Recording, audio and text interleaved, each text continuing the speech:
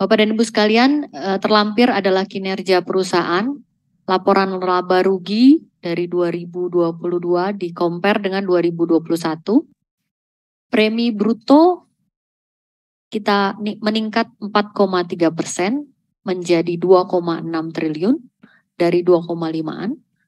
Hasil underwriting meningkat 84,2%. Hasil investasi kita turun 1,1%. Namun laba tahun berjalan meningkat 112,9%, positif 37,58 miliar pada 2022. RBC untuk konvensional di 2022 adalah 279,3%, meningkat dari 2021 yang sebesar 239%. Untuk rating perusahaan pada Desember 2022 masih dipertahankan pada peringkat AA- untuk nasional dan BB+ untuk internasional. Next.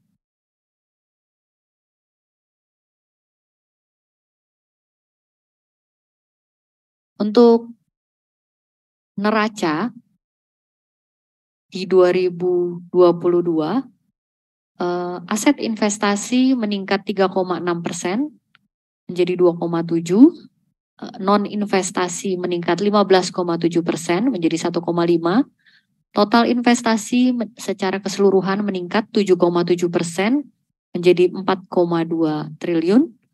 Lalu liabilitas meningkat juga 11,2% dan ekuitas kita menjadi 1,396 triliun meningkat 1%.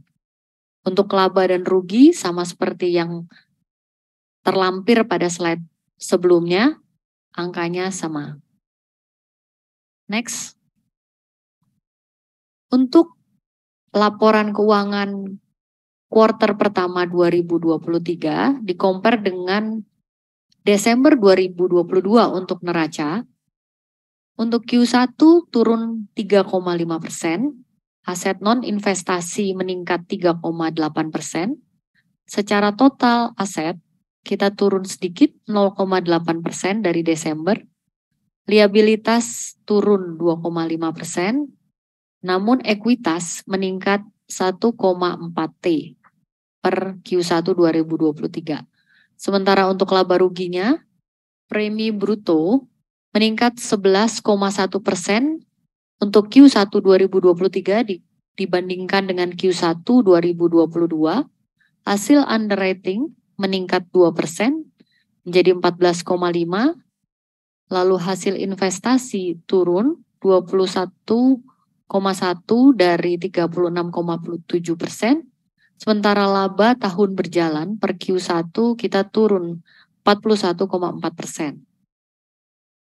Next.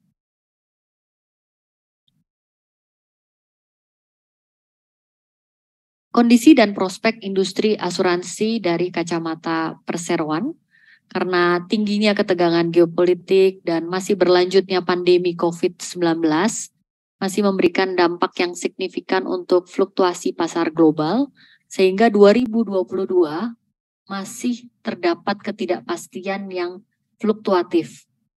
Namun, disinyalir 2023 akan ada kondisi untuk pembenahan dan pemulihan sehingga memberikan sinyal positif bagi kinerja industri perasuransian dan tentunya adalah dampaknya ke perseroan.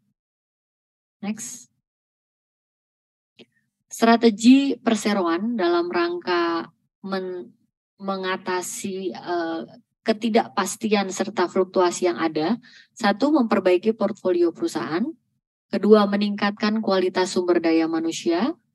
Lalu yang ketiga, meningkatkan program-program dalam rangka menstimulasi inovasi dari dalam perusahaan sendiri.